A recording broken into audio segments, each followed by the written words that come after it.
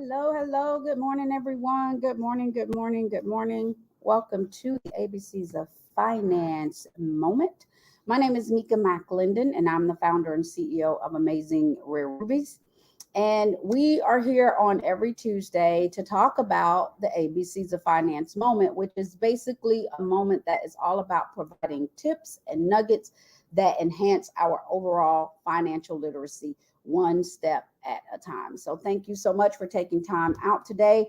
Of course, we go across various platforms, so we don't know how many people we may end up having, but for all of you guys that's taken out time to join us, we really appreciate it. We pray that your Tuesday is off to a wonderful, wonderful start. So today I want to talk to you guys from a subject of coping with debt. We talk about the ABCs of finance on here because Amazing Rare Rubies has found over the years of helping women become the woman God created them to be. We really found that one of the main areas that we struggle with is our finances. And when you look at the statistics around how Americans are living and how they're actually making it, it's very, very, it's sad, actually. It's a hardening thing to hear. It just depresses you when you have almost 80% of Americans that live paycheck to paycheck. We have almost 50% of Americans who can't handle a $400 emergency. And so over the years, we have found that it's important to begin to help people understand their finances. And so the ABCs of finances is all about that. How do we enhance our literacy one step at a time? So in this segment, we talk about basic things. We talk about a lot of things that, like for me, we weren't taught in school. We didn't learn about, the importance of having a good credit score, because in order to get, loans with good interest rates and purchase homes at good interest rates and cars and things of that sort, you need good credit, or you need a ton of cash, right? Because if you got the money to go pay cash for it, you don't have to worry about it. But most people need that credit, right, to get started. And so when we get out of high school, what is amazing, you graduate high school, you turn 18, and almost the first piece of mail you get in the mailbox with your name on it is a letter from a credit card company that has a big stamp across the top that says pre-approved. And when you're 18 and you've been getting money from mom and dad all this time, somebody tells you you can get a credit card of your own with your name on it. We're going to give you a credit limit so you can go out there and spend as you want to, right? You don't have to go ask mom or dad for money to go do this or that. That sounds good to an 18-year-old.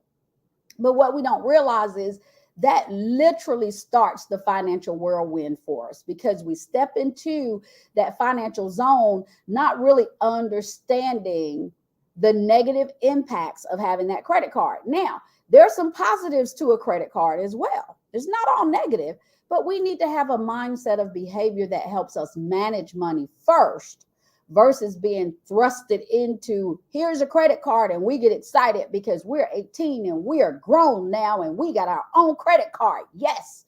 And we get into this debt. I used to be in over $30,000 worth of debt. It was very stressful. It was a headache living paycheck to paycheck, robbing Peter to pay Paul, and I had more month than I had money. And I didn't sit well with that. It causes a lot of stress. And most people don't. So that's what I want to talk to you about today.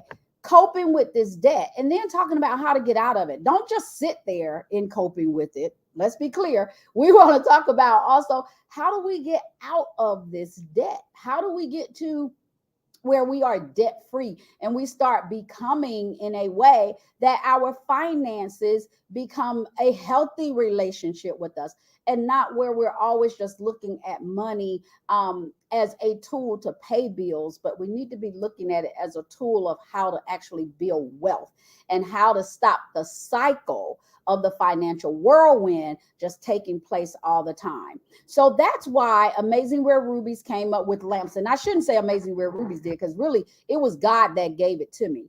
Lamps. And what we talk about in lamps is we talk about the benefits of why people should take our Amazing Rare Rubies ABCs of Finance class. And this is truly the benefits, actually, also around the importance of financial literacy, period, right? So we believe Psalms 119, 105, which says that God is a lamp unto our feet and a light unto our path. And we believe that we need a lamp, we need a light, a guide to see and help us on this financial journey to becoming. So the L stands for literacy. We've got to educate ourselves, get the knowledge, get the skills that we need so that we can effectively apply them. Keyword apply, because everybody loves to say knowledge is power. Well, I differ with that a little bit. I'm one of those that says apply knowledge is power. We got to apply what we are learning. So knowledge, getting that knowledge, getting that skill set that's going to help us. The second thing here is accountability. We've got to learn how to be a good steward over what God is trusting us with. If we can manage the little, he will give us more. But we've got to learn how to be a good steward over the small things so that we can be queens and kings over the large things that he has in store for us. Then there's management, right? This is where we got to learn how to manage our money, understand the importance of decision making and allocating it, telling our money where to go. So many people live right now with their money telling them where to go.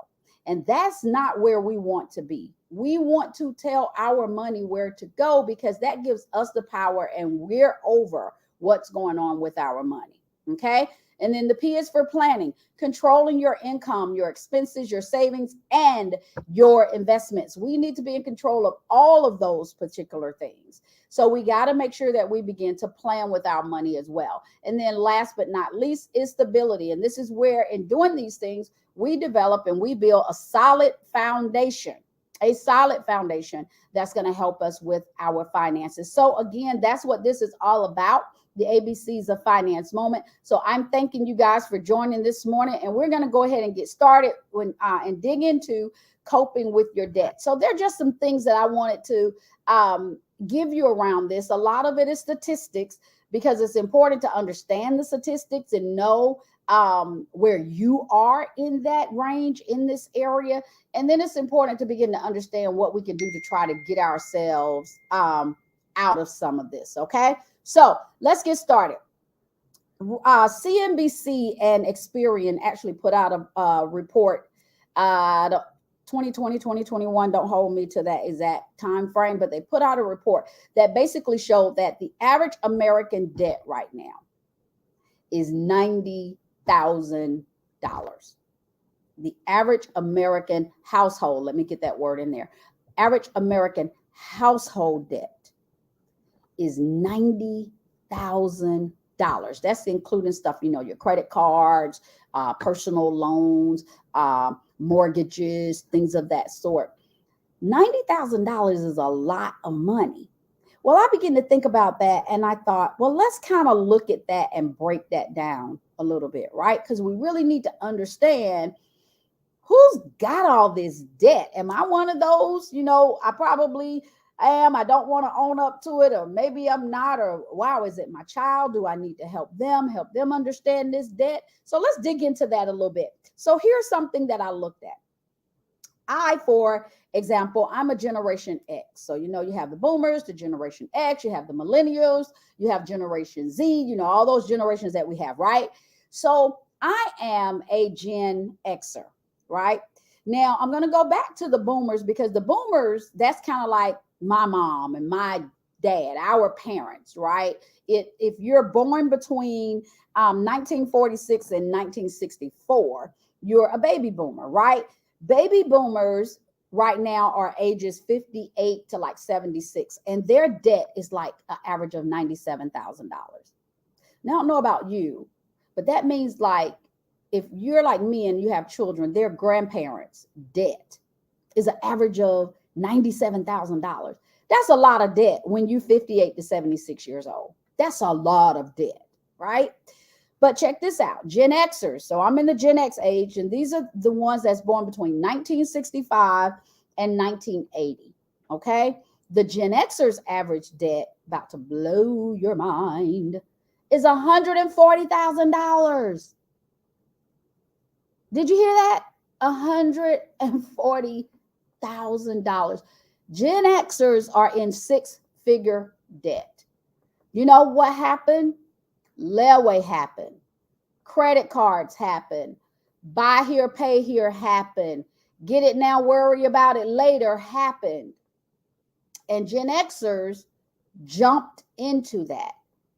And Gen Xers are now 43 to 57 in age and in $140,000 worth of debt on average. Six-figure debt.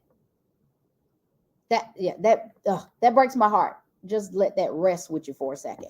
Then there's millennials, right? Now, millennials were born between 1981 and 1996. And millennials average $87,000 worth of debt. Yeah, 87. Now, who are the millennials? Those are our children. If you're a Gen Xer, the millennials are your children, which means that basically they're on track to have six-figure debt just like their parents probably have. Is that not depressing? Scary, kind of like. These are people between the age of 28 and 41. Okay? And then this one was really scary for me. This is our Gen Xers. And Experian just sent out a report on Gen Xers. And the Gen Xers who are these are like your ages 21 to 32. I mean, you have some younger because Gen Xers, I think, go all the way to come up to 2010. So you have some in there that's like 12 years old. They're not old enough yet. But 21 to like 32, and their average debt is $27,000 already. $27,000 already. So basically, the way our generations are going, we're going in a pace and at a pace that basically is going to equate to we're dying in debt. We're going to be generations of just debt, debt, and debt, and debt. That's going to be hard for people to dig out of. So we got to understand, number one, how to cope with where we already are. And number two, how do we begin to get out of this thing? We've got to look at that. So let's take a brief look here and talk about some things that we need to consider when we're coping with this debt. Number one is self-awareness. It's not the first time you guys have heard me say that. We believe the first step, well, I should say the second step, because our first step is always prayer. We need to seek some guidance first, right? Make sure we're on the right track when it comes down to this financial stuff. But the second thing we really have to do is some self-awareness. This is where we really need to sit down and say, how did I get here? What did I do to contribute to where I currently am in my financial status? Am I even happy with my financial status? And the answer for most people to that is no. Because again, 80% of Americans are living paycheck to paycheck. I just gave you the generational dollar amounts debt-wise, where the average is. Most people aren't happy with where they are. But we've got to do some self-awareness and begin to own up to what did we do to contribute to this situation? How did I get here? So the first thing is taking that ownership, doing that self-awareness to say, yeah, I did go buy those shoes. Yeah, I did go out and purchase that purse. Or yeah, I did go buy that car. I do buy a new car every 2 years. I'm leasing a car. I'm not owning a car. I'm renting. I'm not owning a house. What are you doing that's contributing to where you are in your current financial situation? And renting and leasing is a big one.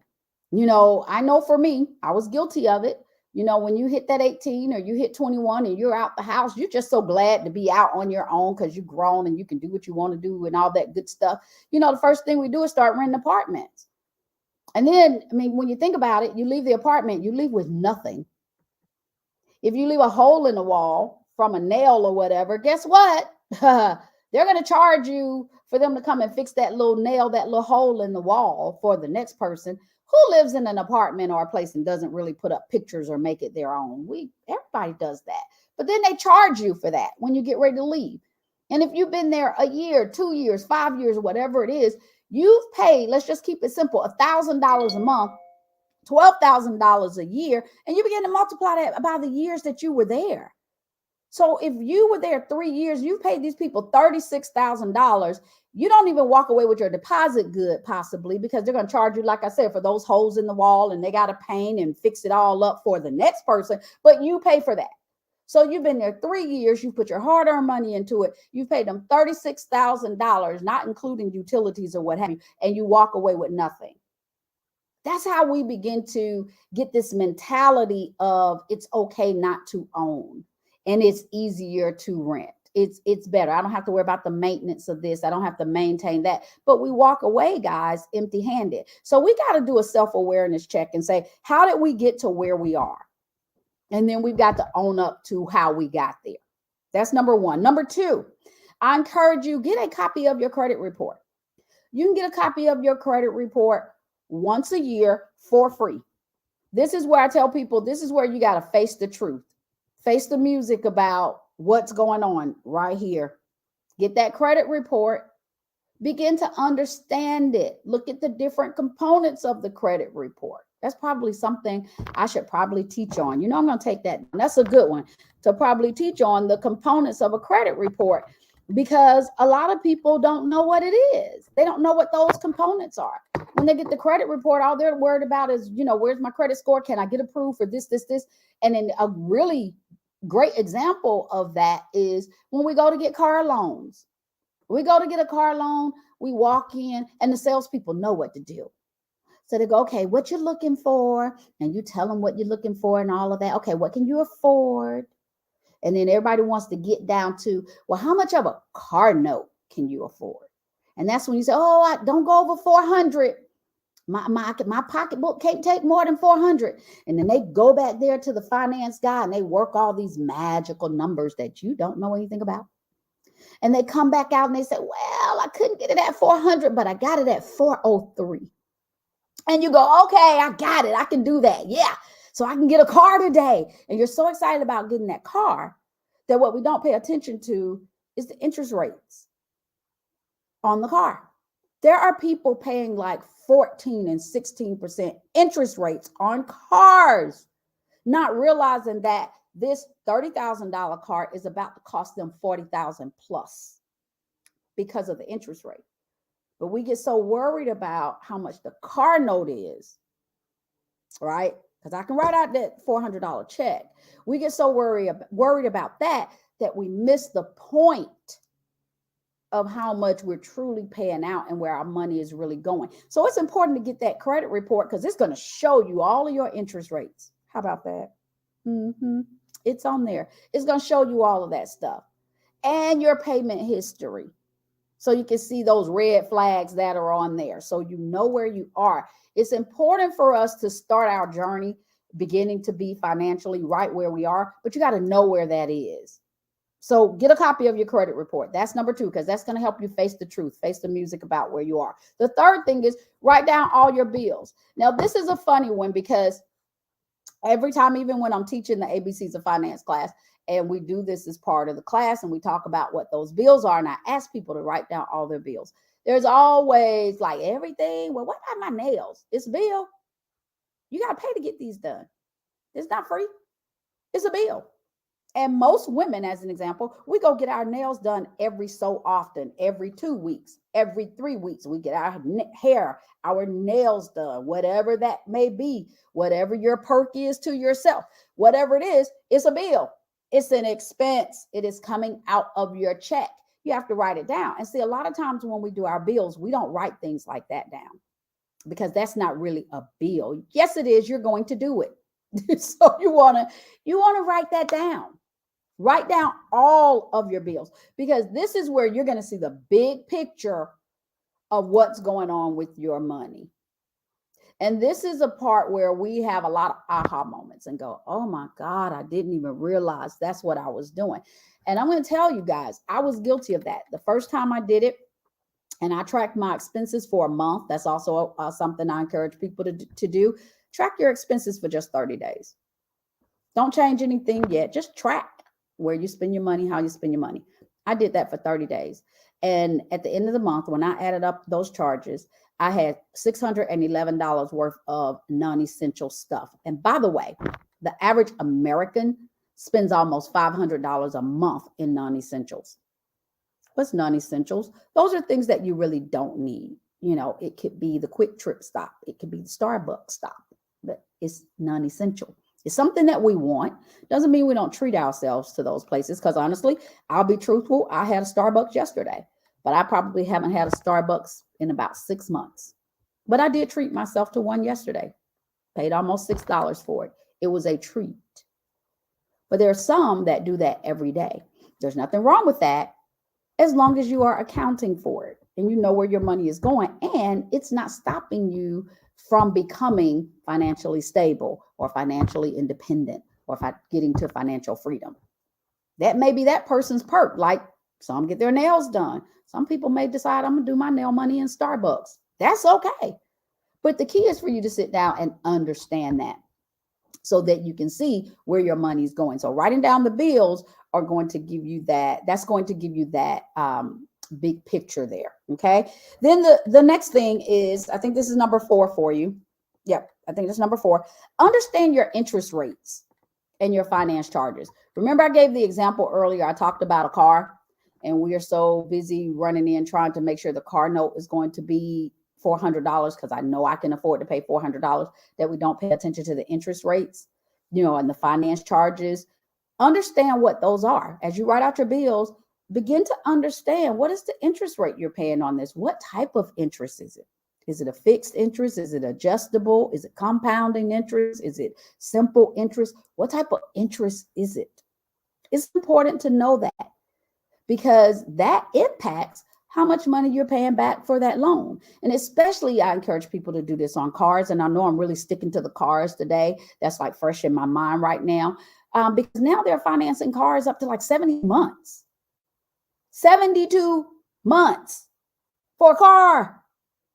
When you finance the interest rate into that, and all you need to do is get a loan payment calculator offline. You can just type in Google loan payment calculator. Type in your information, how much the car costs, how much you put down, how much you're paying monthly, how much your interest rate is. It'll calculate all that stuff for you. And you'll see how much you're truly paying for that car. And even down to homes.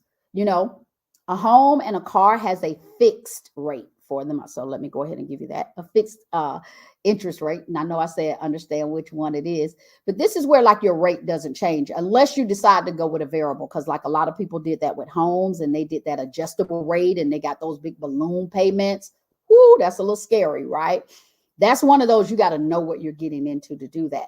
But most home mortgages and car loans are on a fixed rate. So that's where it's staying the same. You're paying that same interest, but you need to know what that interest is, because over time, that interest adds up.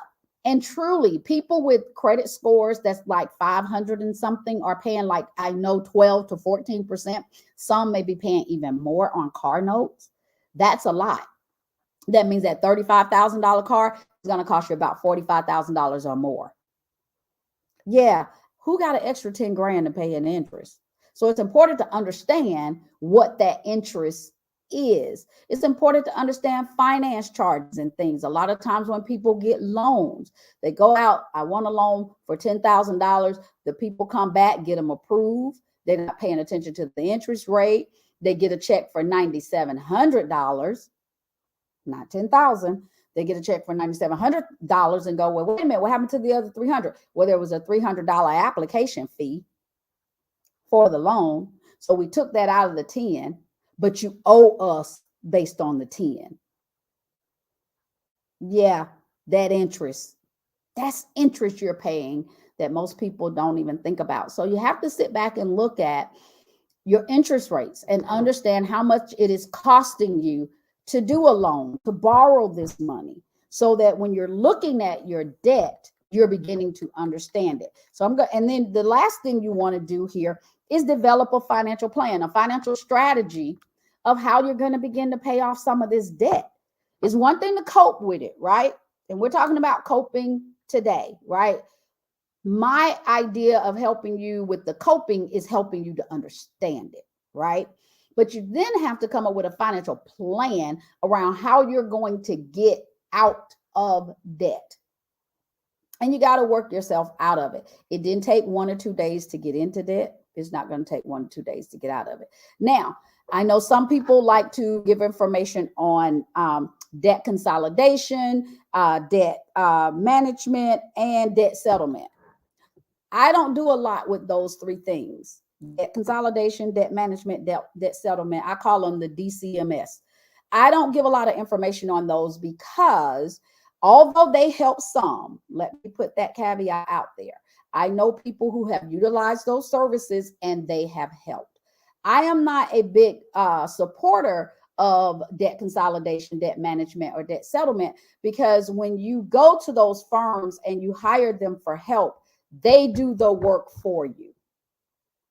You basically pay them a fee and they do the work for you.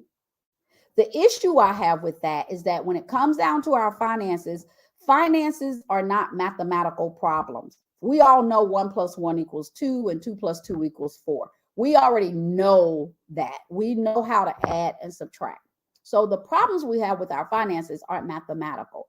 They're behavioral, because we are accustomed to doing things a certain way, because they started training us to live in a society of debt when we turned 18 and we got that first pre-approved credit card application in the mail. And so we continue to do those things because it's what we are accustomed to. So again, where debt consolidation, debt management, and debt settlement works for some, it doesn't change the behavior of the person so that you don't want to do it again. And I know some people who've gotten out of debt using those services, but they've also gotten right back into debt. Why? They didn't have to work to get out of it. They didn't have to change anything. All they did was write out a check and say, okay, you go manage that. You call and you negotiate with my creditors. You get them to drop my stuff down, and then I'll pay what you come back and tell me they said. That's pretty much how that works in a nutshell. Now, I am supportive of calling your creditors and renegotiating your terms and showing an effort that you want to pay. But if you do that versus paying somebody else to do that, you begin to have some skin in the game around this, and you begin to kind of understand, you know what, this is a lot of work. This is not something that I want to be doing. I have better things I want to do with my time than sitting on the phone 30, 45 minutes with one credit card company trying to work this out. They may or may not give me what I'm asking for, etc. But when you start doing that, you begin to learn the importance of getting your own finances in order versus, again, having someone else do them. But people have utilized those services, like they said, and they have worked. Now, I'm a big believer of getting out of debt because, again, we're learning how to cope with it today. Understanding it is what I call learning how to cope with it. There are other ways people cope as well, but then we got to get out of it. And why do we need to get out of this debt? We need to get out of this debt because one thing about not having debt is less stress on your life. It's less stress on your body, on your mind. There's nothing worse than worrying about how you're going to keep a roof over your family's head. That's a lot of stress. When you're living paycheck to paycheck, or the money gets funny, or something happens and it doesn't come in, or somebody took money out your account automatically that you weren't expecting, something got garnished and all this other stuff, that can be a very stressful time. And when you have others that's depending on you, it can really be very painful. So I encourage you, get some education regarding your finances. Look at different ways of how you can increase your overall financial literacy. One way that Amazing Rare Rubies has is that we have our ABCs of Finance class, which is all about learning how to attain debt-free status, how to budget down to zero, and how to create cash flow by beginning to be right where you are. This class is a 4-part series that we do several times a month. Our next class is going to be coming up, and I'm sorry, I thought I put the right date there and I did not. So let me apologize to you guys on that date, because this is showing March 15th and March 26th. We've already done those dates, so I apologize there. The next class is going to be coming up April the 7th. That April 7th class is going to be at 7 p.m. That's on a Thursday, 7 p.m. We have not scheduled the Saturday class which we probably will have coming up in May, because it is a 4-part series. So when we do Saturdays, it goes for the whole 4 Saturdays of that month, pretty much. So we only do one Saturday class like a month or every other month, depending upon how it falls. But this particular class will help you again with learning how to attain debt-free status, how to budget down to zero, and how to create cash flow. If you go to www.amazingwhererubies.com, we have an ABCs of Finance tab that you can click on, and you can sign up for the classes. I need to make sure that our April 7th class is posted. You may just see our boot camps on there. And by the way, we have our first boot camp tonight, which is free. This boot camp is going to talk about financial literacy, why it's important, understanding it. And then we're going to talk about 6 basic things everybody needs to know about their finances. And this is a class I encourage you to take. Like I said, it's free. So all it's going to take is an hour of your time. It's tonight and tomorrow night from 7 p.m. to 8 p.m. You can go to our website, still up under the ABCs of Finance tab. You can sign up for it. We get your registration, and we will send you the Zoom link for tonight's class, which again will be at 7 p.m. on Zoom, and it's free. So the ABCs of Finance class, again, that's going to be April 7th. And then we have our workbook that came in. We're so excited about this. This ABCs of Finance workbook goes with the class. Yes, we were so excited when it came in. And you see mine, I'm all tabbed up on mine and everything already, because of course I use it to teach, but it follows along with the class. And of course, you can put your wonderful notes and things in it, the different things that we talk about and discuss. This is also available on our website. If you decide to sign up for the class, you can also purchase the book. It's $15 for the book online, purchased directly from Amazing Rubies. So, of course, as always, we pray that this information today has been beneficial for you. We always encourage you to keep God in every decision made, every lesson learned, and every, I say it, message taught. Until the next time, I want you to make it a Ruby day. Thanks so much for joining. Have a blessed one. You are going to want to quit because you are human. But you've got to know that you must keep going.